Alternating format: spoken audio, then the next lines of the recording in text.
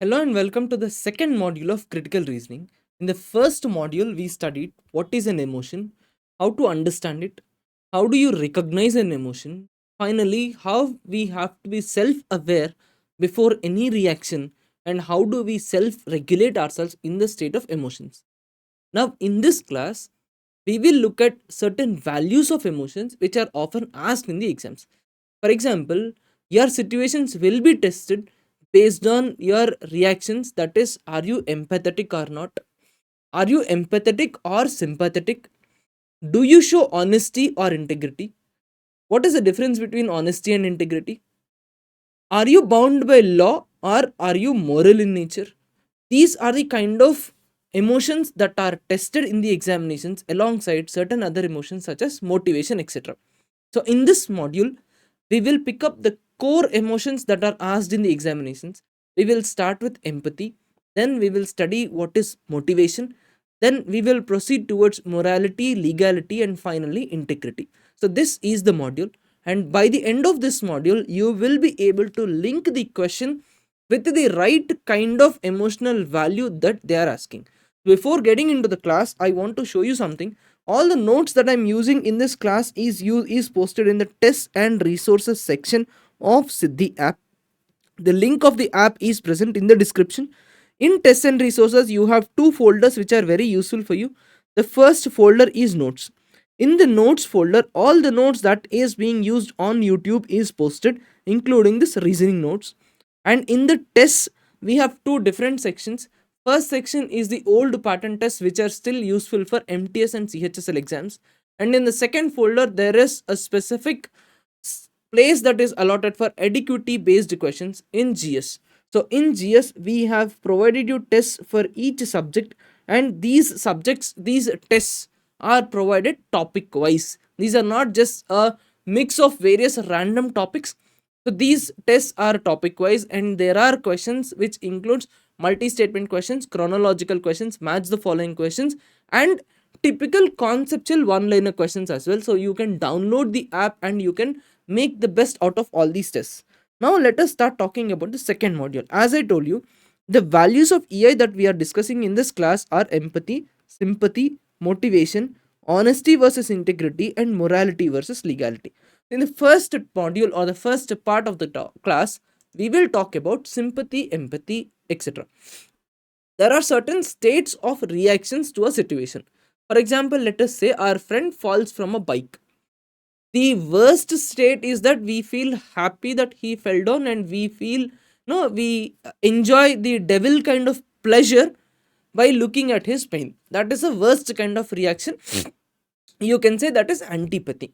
Then you are neutral. You just saw he fell down, and you might think that he was drunk, or maybe for something else he fell down. It's okay. It is not your responsibility to help him out. That is apathy. Next comes sympathy. At sympathy, you will go closer to him and you will ask him what are the wounds and how bad is it, and you will say it's okay, I'm leaving. So this is sympathy. At max, you might say I'm sorry for your damage, or I'm sorry for your injuries. So this is the maximum state that you can help him in sympathy. The next and the best state is empathy. At empathy, you will understand that you were also an injured person at some point of time in the past. You fell down from a cycle or a bike in the past, so you will go there, you will help him, and you will make sure the situation is handled properly. So this is called as empathy. These are the various emotions that you will be tested upon in the exams.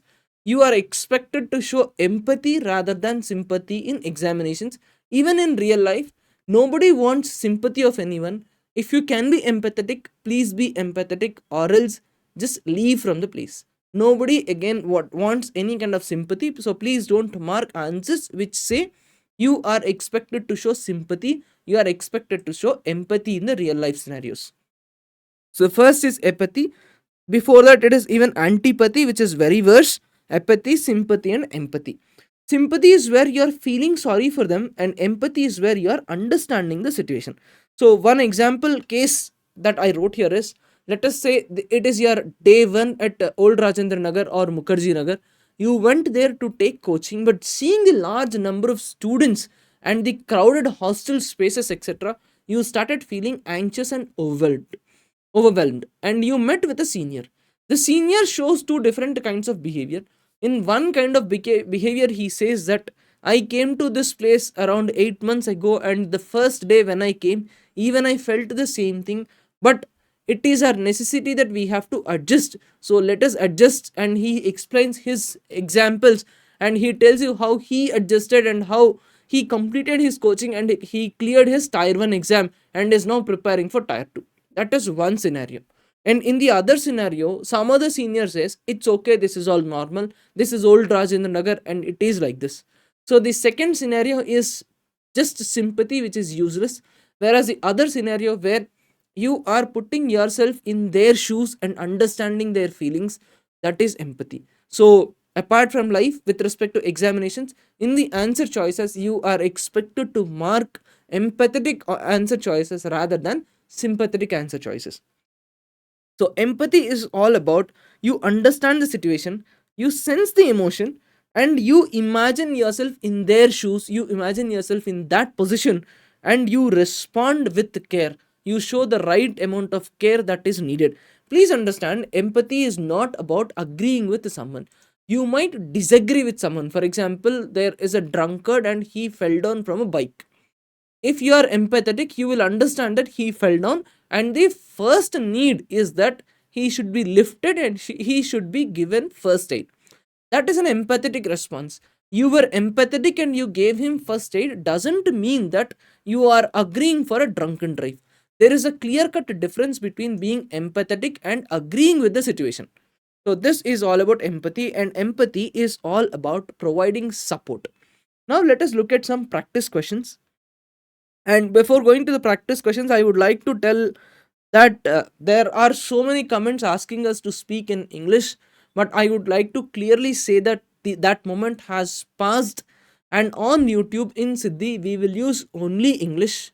There will not be any bilingual content on YouTube from Siddhi with respect to any of the subjects or any of the videos.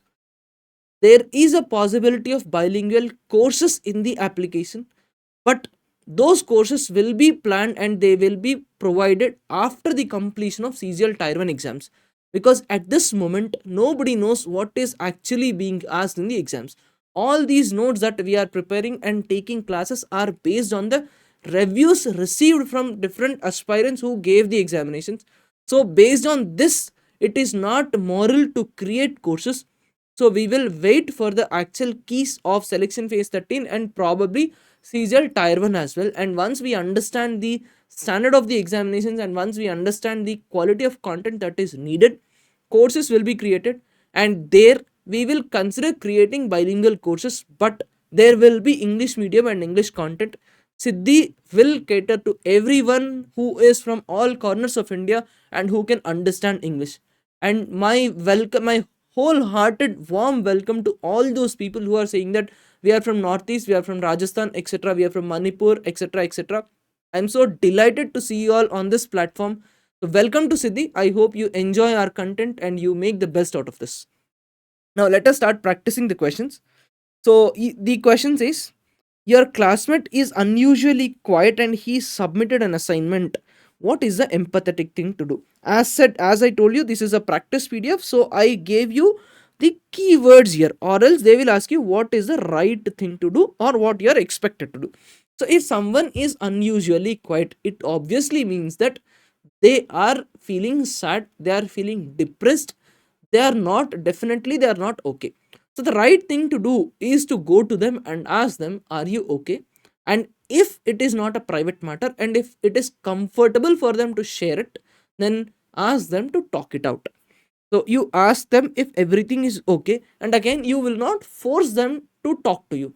You will just offer help. You will ask them, would you like to share something with me? And if they say no, you will obviously walk away respecting their private space. So this is the empathetic reaction. Next is, your junior is nervous before his first presentation. What do you do?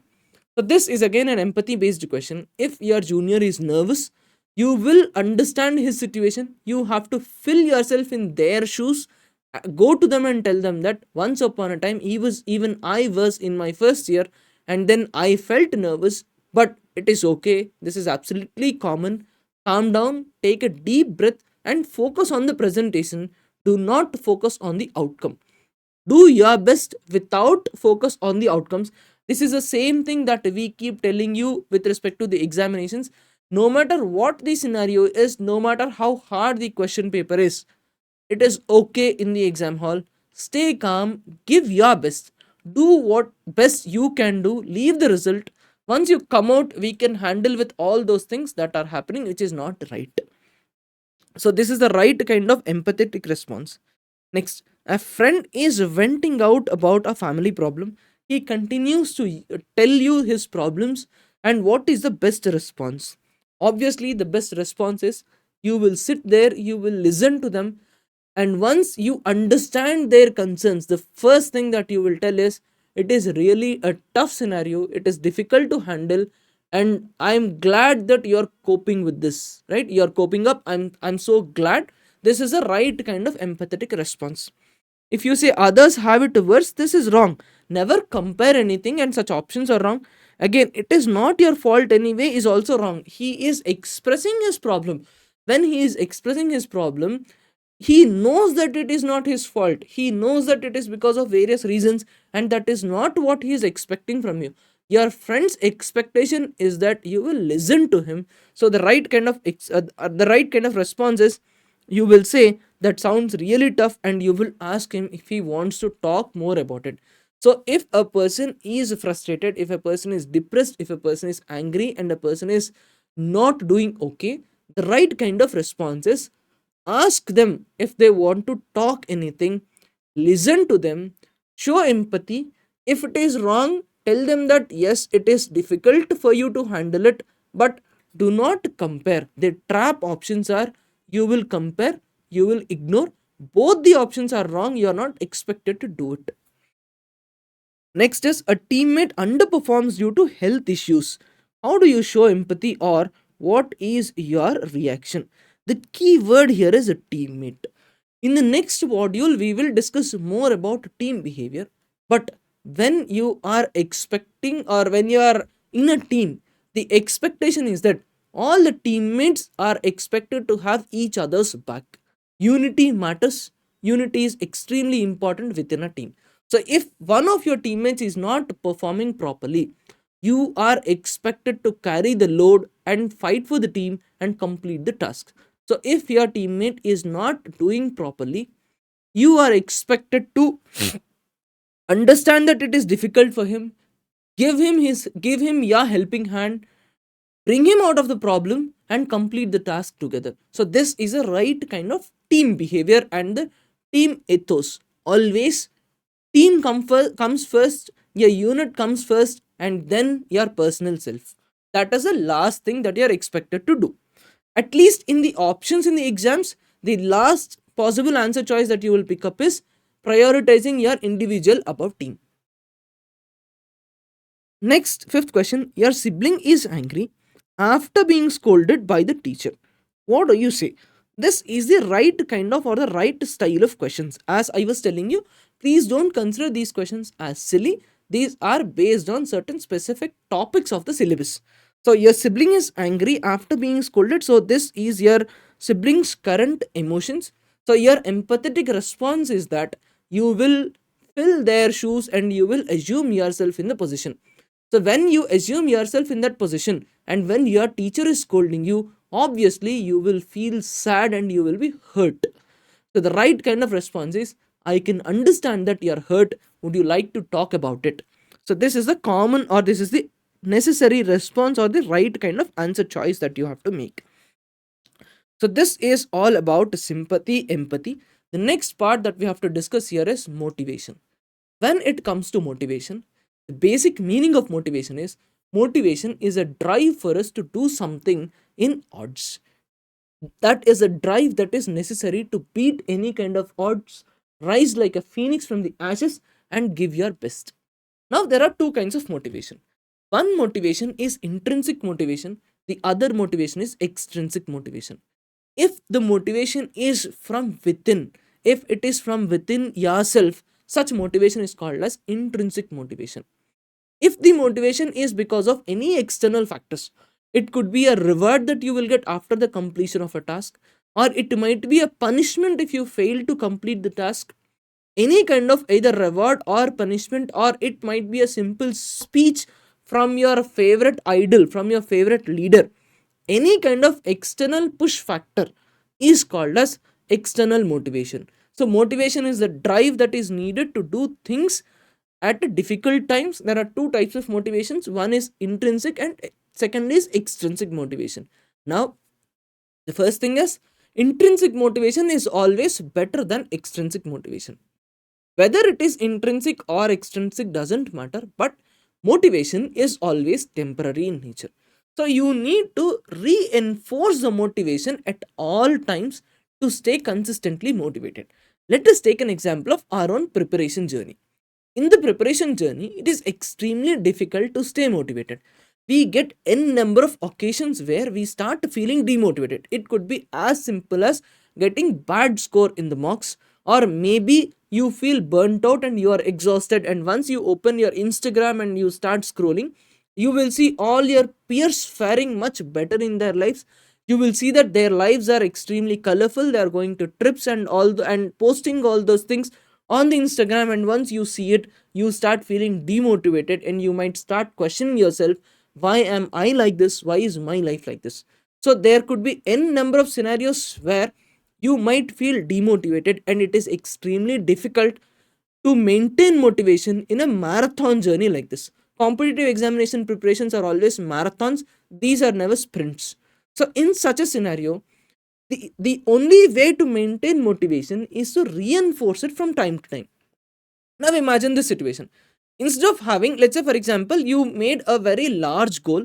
Let us say in the next 3 months, I want to complete the entire syllabus of GS, and you started working, and you are working almost, let us say, 16 to 18 hours a day, and you continue to work for the first 3 to 4 days. On the fourth day, there are highly likely chances that you will start feeling burnt out. You might feel burnt out on the second day itself, but definitely by seventh day you will feel burnt out, and you will start seeing that GS is such a vast syllabus. How am I going to maintain this tempo for the next 3 to 4 months? You will start feeling demotivated. You will close the books, you will put them aside, and you might not open GS again for the next 20 to 25 days or 30 days. I'm pretty sure this might have happened with many of us. Instead of this, imagine you keep a goal for 1 week. In the next 1 week, I want to complete 3 modules of polity, and you are working. At the completion of each module, you feel happy. You see the progress bar, and once the first module is completed, 33% bar is filled. Next 67, finally 100%. As your progress bar is filled daily, you will get extra motivation to complete it. So the right way to maintain motivation is twofold. In the first thing, you break down your larger goal into multiple smaller goals and make sure you finish those goals on time. Second thing, you reward yourself for each small goal that you have achieved. So this is how you maintain motivation. Now let us look at the notes and understand. Motivation is the drive to keep going, especially in the tough times. As I was telling you, motivation is twofold: intrinsic and extrinsic. It could be because of rewards, punishments. If it is rewards, we call it as positive reinforcement techniques. If it is negative, we call it as negative reinforcement techniques. You need motivation because you have to be consistent. Consistency always beats intensity, whatever the task is. So for consistency, to stay disciplined, and more importantly, to push yourselves in difficult circumstances and rise like a phoenix from the ashes, you always need motivation. And how to stay motivated, this is more important. Let it be exams or for life, you can stay motivated as long as you find your purpose. For example, in this field, in teaching, I found a purpose. My purpose is to provide the right kind of guidance for all those people who are going through the competitive examinations, especially the first generation students who have come into competitive examination life cycle. Because in my house, I'm the first generation guy who gave union government competitive examinations, and I found it very difficult to get the right kind of guidance. So now I have a purpose. This purpose motivates me to work for large hours or long hours of time. This purpose motivates me to create notes and, if necessary, post lectures even at midnight. So, when you find a purpose, you will find motivation. Without having a purpose, you will not find motivation. Apart from personal example, one well known example is that any soldier fights for three things: Naam, Namak, Nishan. So, a soldier fights for the regimental honor. So, despite knowing that the circumstances are difficult, despite knowing that there are odds, they will fight because their purpose lies in protecting the honor of the regiment, protecting the honor of the flag. So, when you find a purpose, no matter how hard the task is, you can win, you can complete it. So, the purpose is extremely important to stay motivated. This is how you stay motivated. Any purpose will drive motivation, right? This is the example that we spoke. Now let us look at some practice questions with respect to motivation.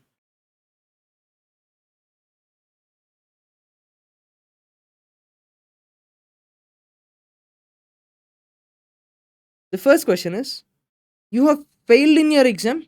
What is the most motivated reaction?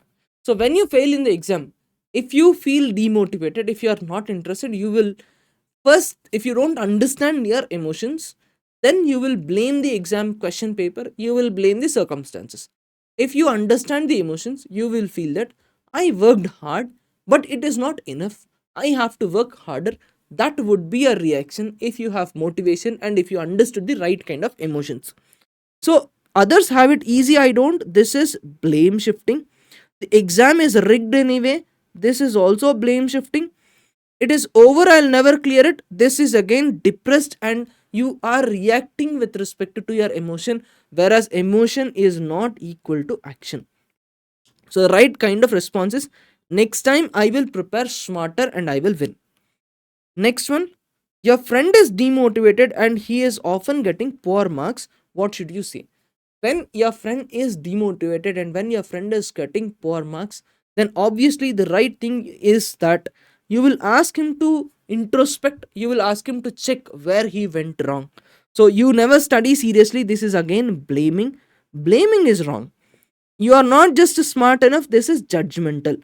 Judgmental is also wrong. So in these kind of questions, the trap options are, you either shift the blame on someone, you blame yourself, you be judgmental. These are the three answer choices which are traps. So the right kind is, look at where you went wrong, we can fix this. So with respect to motivation, the right kind of answer choices should align with self introspection.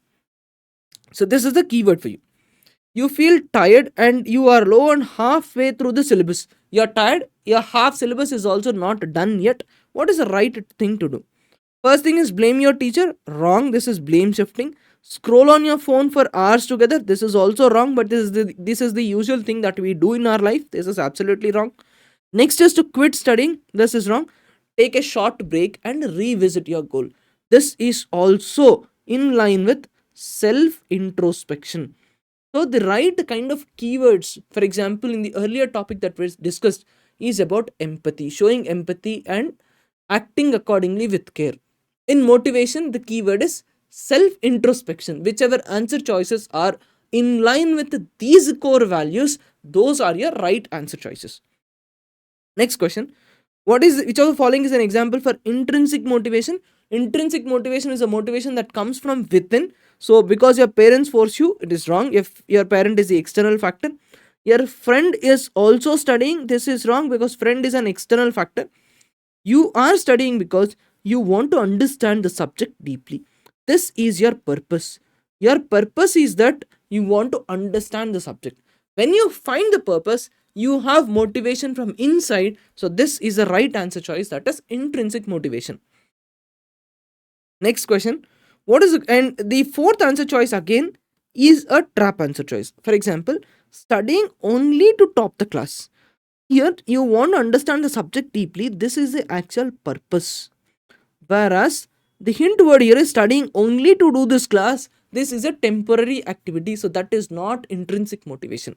Right? Please don't pick any answer choice that has extremities. Next, what is a good way to maintain motivation during a long preparation journey? Obviously, you want to break down your larger goal into smaller parts and you want to finish each milestone, reinforce yourself with rewards, etc. That is positive reinforcement techniques. The answer is break your big goal into small and daily targets so that you can stay motivated. The next topic that we have to discuss in this class is with respect to sympathy and empathy. Just give me a moment. I think the notes is missing. Nevertheless, it's okay. We will go through the theory lecture that I gave you. We will use this and we will talk about it, or we will discuss this on a blank slide itself. That's more than enough, right? So the next topic that we have to discuss here is about honesty versus integrity. The value honesty is good, but the value that is necessary is integrity. Before discussing further, I'll give you the example of honesty versus integrity with the current situation that is going on. We have a problem with respect to SSC, that is the vendor which is managing the examinations. The reason why SSC gave a contract to this vendor is that it is the L1 bidder. In government, any contract is given to the lowest bidder because that saves public money.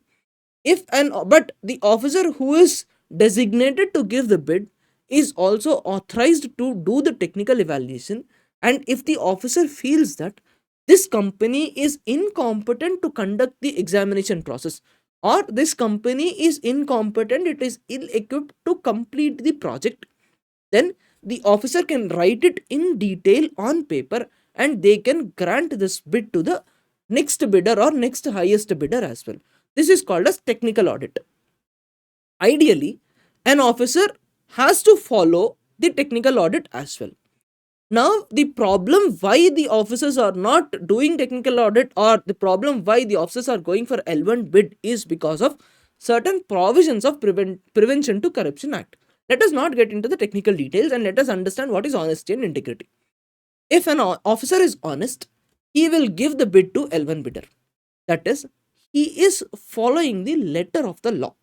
He is following the rule book, he is following the procedure, and he has given the bid to the lowest or the L1 bidder. But if the same officer is demonstrating integrity, the officer will do a technical evaluation. He will write it in on the note, he will do the noting on the file, and he will say that the L1 bidder or the lowest bidder is not equipped enough to conduct this process. He cannot complete the project. So, despite this bid is higher, we are granting this bid to this company. So, this is called as integrity. The difference between honesty and integrity is that if you are demonstrating integrity, definitely you will be following the spirit of the law. Honesty is all about understanding the letter of the law, whereas integrity is about demonstrating the spirit of the law. So, in emotional intelligence, in public service and administration, the quality that is expected out of every civil servant, or for that matter, every government employee, is that you show integrity, you keep integrity at the highest pedestal, and do the public service.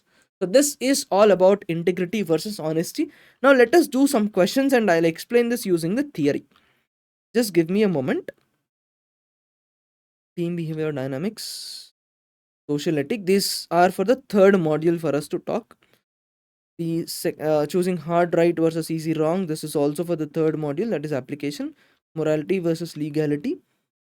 And wait just a minute, I think we have, right, the topic number 12 in your notes. This is topic number 12, that is integrity. So integrity is doing the right thing even when no one is watching. And I discussed about what is honesty versus integrity. In the examinations, always pick up that answer choice which demonstrate integrity if there are two options, and one option is demonstrating honesty, one is demonstrating integrity. So integrity is doing the right thing when nobody is watching. So you are expected to be honest, and you are expected to be consistent in your values, in your personal ethics and personal values, even under influence and even under pressure. Now let us look at a couple of questions. Before that, integrity is about being ethical when there is no watchdog, when there is no force on you. First question is, you are given credit for a project that you did not work on. What will you do? Obviously, One choice is that you remain quiet. That is absolutely wrong. The second choice is to meet your manager in private and tell that this is not my activity, this is someone else's. That information you will convey to the manager in private. This is also wrong. The right thing to do, the right thing that demonstrate integrity is that in public you will disclose that this is not my activity and you will give credit to the contributor. This reminds me of an example. Please correct me if I'm wrong. I might be wrong in using the names. This reminds me of an example that I read in a book. I think it is about Abdul Kalam sir. In one book, Abdul Kalam sir says that I don't really remember the names. As far as what I remember, Abdul Kalam sir is a junior engineer and he was working at, I think it is at Vikram Sarabhai Space Center or DRDO. Again, I don't remember the names exactly. This is a story that I read long, long ago. For the next 2 minutes, I will use the names of Abdul Kalam sir and Vikram Sarabhai sir. For this moment, Abdul Kalam and Vikram Sarabhai are the names that I'm going with, and I might be factually wrong as well. I want to tell you the story, that's it. So there was a project they were working on, and it was in the first stages, and in the initial stages there is a failure. Then when there is a team meeting, Vikram Sarabhai says that this is my responsibility and I made this mistake, and he assures the team that let us work on this. In the second round, when the project was successful and when the project was demonstrated, and in that meeting, there Vikram Sarabhai on the stage gives the entire credit to APJ Abdul Kalam. So this is a story that I remember. Please correct me if I'm wrong, right? I might be wrong with respect to the names, but I do vaguely remember this kind of a story. So this is about giving credit.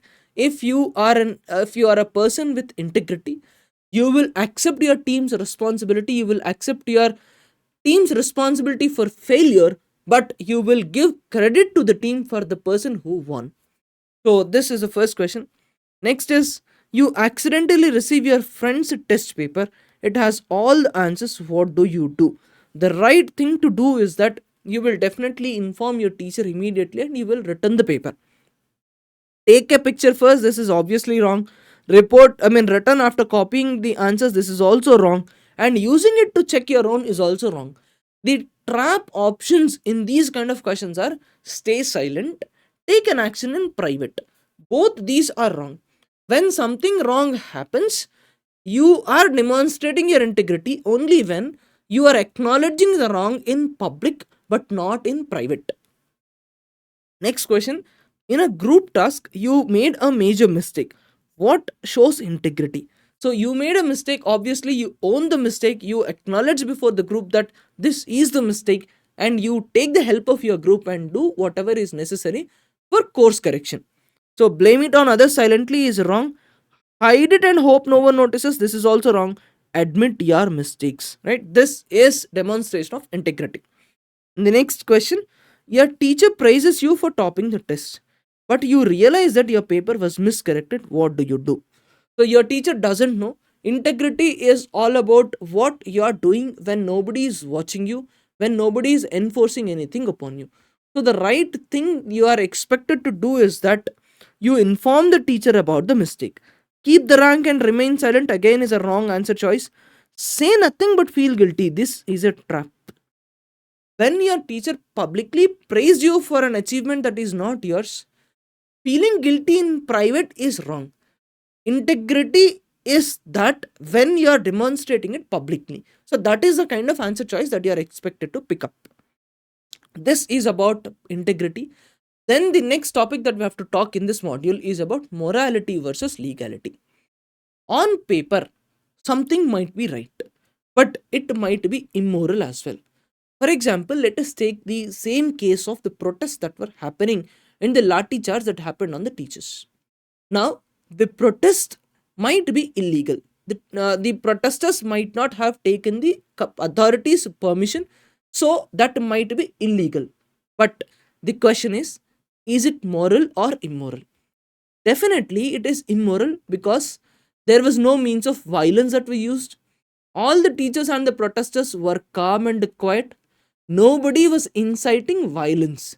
So, in that scenario, lathi charge and protesters is immoral, but it is not illegal because on paper we are expected to take permission from the concerned police commissioner. If not, commissioner can implement 144 section, and he has the authority to do lathi charge, doesn't mean it is moral. So this is the difference between morality versus legality.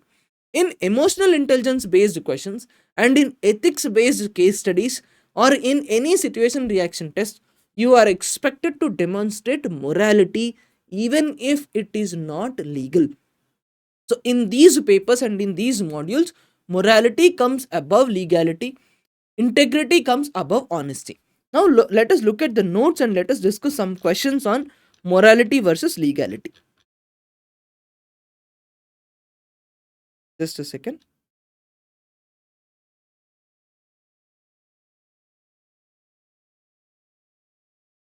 Team dynamics and peer pressure and influence. Sorry for not keeping this ready. This is motivation, empathy. I don't know if control F works here. Just a second.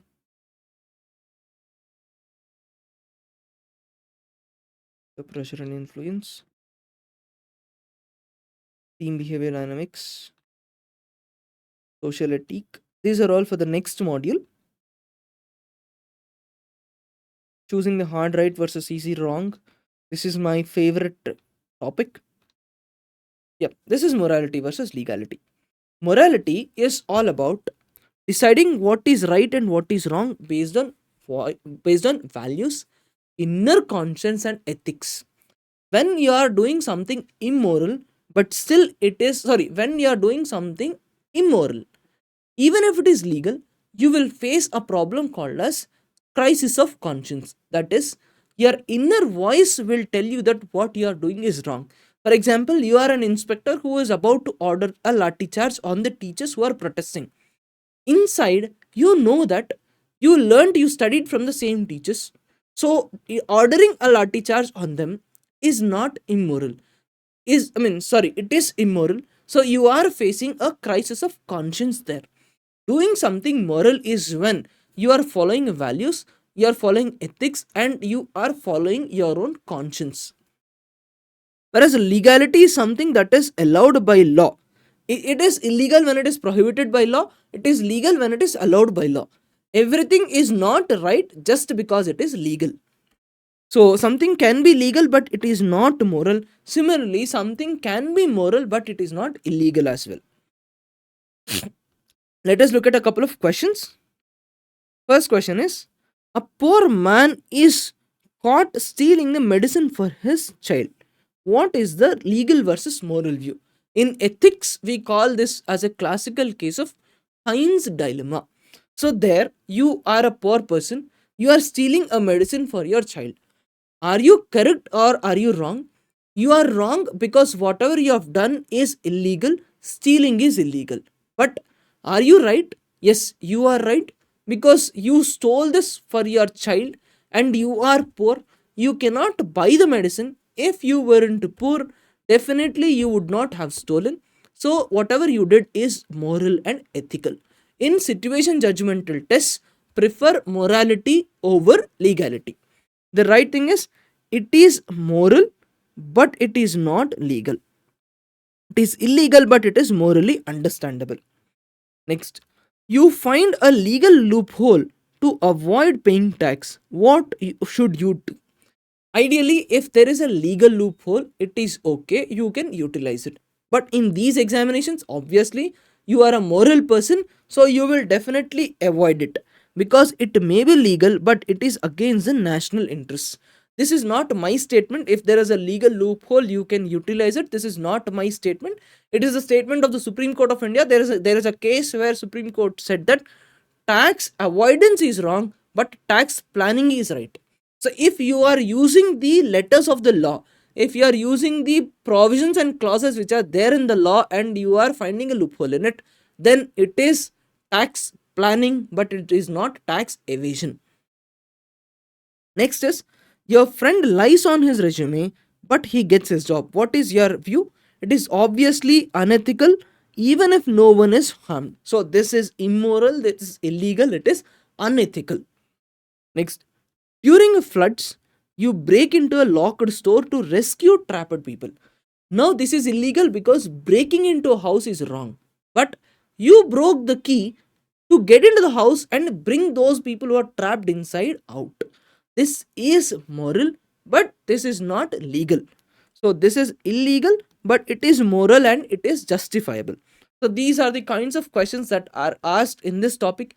And in this entire module, we studied about what is empathy, what is legality, what is morality, what is honesty versus integrity, and we studied about motivation. The key summary of this class is that behave empathetically. Motivation should come from inside. Once we understand the purpose, we have motivation. Motivation is temporary. To stay motivated, any large goal has to be broken down into smaller goals. And then, when it comes to honesty and integrity, in EI based papers, keep integrity above honesty, morality above legality. So, this is all for this class. In the next module of analytical reasoning, we will apply whatever we have studied in various scenarios. We will study how we use this as an individual, whether we are choosing a hard right or an easy wrong, how we use these to handle peer pressure, handle stress, and how we use these in a team behavior, and finally in a group and in a society. That will conclude the entire module of emotional intelligence and analytical reasoning, and after this we will proceed towards critical reasoning module. See you all again in the next class. Keep practicing. All the best.